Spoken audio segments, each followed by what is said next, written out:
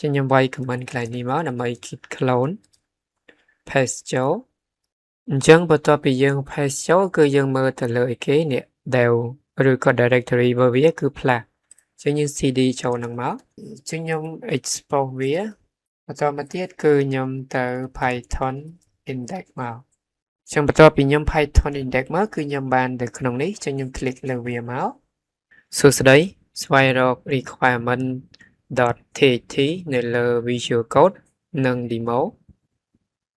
ដោយសារតែតាក់ទងពីវីដេអូមុនគឺយើងបានរៀនទៅលើគេ Python Visual Environment ចឹងខ្ញុំទៅស្វែងរកឬក៏ទៅ demo អញ្ចឹងខ្ញុំទៅរកតាក់ទង repo ណាដែលប្រើប្រាស់អីគេ Visual Environment ឬក៏មានអីគេ requirement.txt ខ្ញុំចូលកន្លែងនេះមកជាងកន្លែងនេះគឺខ្ញុំ search ដាក់ពី requirement.txt មកអូខេអញ្ចឹង result នៅក្នុងនេះវាអាចមាន result ថាតើតើនៅក្នុង repo ដូចជាវាមានតិចអូខេអញ្ចឹងយើងអាច select យក repo ណាមួយក៏បានយកទៅអនុវត្តទៅអូខេអញ្ចឹងនៅពេលដែលយើង search មកគឺវាមានទាំងអស់អញ្ចឹងយើងអាចចូលទៅក្នុងមើលនៅក្នុង code នេះក៏បានបើសិនជានៅក្នុង code វាមាន result ច្រើននេះគឺជា project អីគេ plus API template មួយ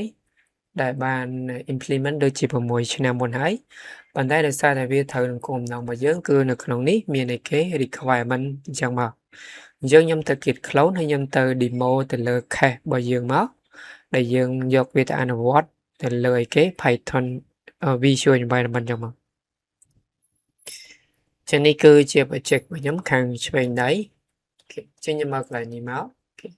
ចឹងខ្ញុំ copy វាចឹងខ្ញុំវាយ comment កន្លែងនេះមកដើម្បី git clone paste ចូលអញ្ចឹងបន្ទាប់ពីយើង paste ចូលគឺយើងមើលទៅលើអីគេនេះ dev ឬក៏ directory របស់វាគឺ flash ចឹងយើង cd ចូលនឹងមក clear វិញបន្ទាប់ពីខ្ញុំ git clone ហើយនេះគឺជា directory ឬក៏ជា project មួយតាក់ទង plus API template ចឹងមកអានេះគឺជាអីគេ document នៅក្នុង repo ហ្នឹងគេប្រាប់ពីរបៀប setup តែដោយសារតែវា version វាដូចជាវាយ៉ាង old ដោយសារតែ6ឆ្នាំមុនហើយអញ្ចឹងនៅក្នុងនេះគឺខ្ញុំទៅបង្កើត environment មួយមកចឹងតាក់ទង comment បង្កើត environment យើងបានដឹងហើយខ្ញុំចូលក្នុងនោះមក enter អញ្ចឹងយើងឃើញកន្លែងនេះមានន័យថាមាន environment ឬក៏ directory vim មួយចឹងមកនេះ vim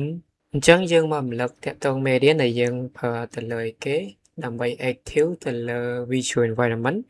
ចឹងនៅក្នុង platform វាអាចមាន Linux ឬក៏មាន Windows ចឹងនេះតាក់ទងសម្រាប់ Windows ទេអានេះគឺតាក់ទង Linux ចឹងមកចឹងខ្ញុំមក active មកដោយសារតែនៅលើ Windows ចឹងខ្ញុំបានដឹងហើយterminal របស់ខ្ញុំប្រើ git bash ចឹងមកចឹងខ្ញុំទៅប្រើ command មួយ source អូខេ win ចឹងខ្ញុំយក skip មក activate enter ចឹងកន្លែងនេះគឺខ្ញុំមិនបញ្យល់ទេចឹងមានន័យថាយើងឃើញកន្លែងនេះមានន័យថាវាអីគេ active បន្ទាប់ពី active ហើយចឹងខ្ញុំមក install តាក់ទង requirement មក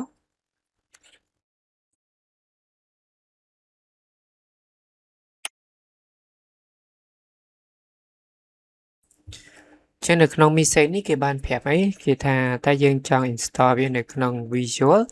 ឬក៏ global ចុះបើសិនជា global វា conflict គ្នាចឹងមកចឹងយក create មក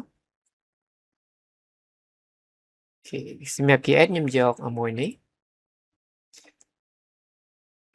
ចឹងខ្ញុំអាចយក version មួយនេះមក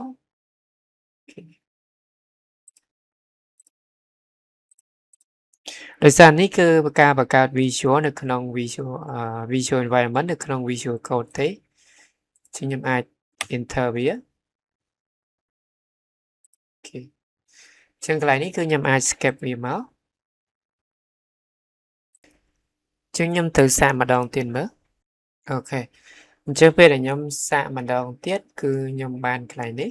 ចឹងខ្ញុំទៅសាក run project ហ្នឹងមើលចឹងខ្ញុំ export វា បន្តមកទៀតគឺខ្ញុំទៅ Python index មកចឹងបន្ទាប់ពីខ្ញុំ Python index មកគឺខ្ញុំបានទៅក្នុងនេះចឹងខ្ញុំ click លើវាមកអូខេ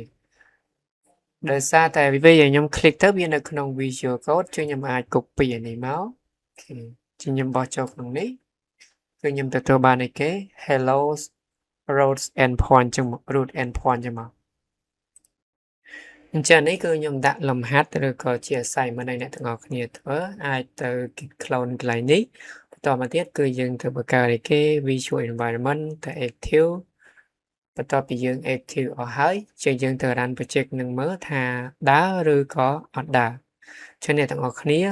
អាច drop comment នៅខាងក្រោមបានដែលបង្ហាញពី result របស់អ្នកទាំងអស់គ្នាតាក់ទងនឹងខ្ញុំបានដាក់អីគេ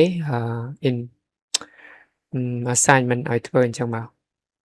បាទសូមអរគុណ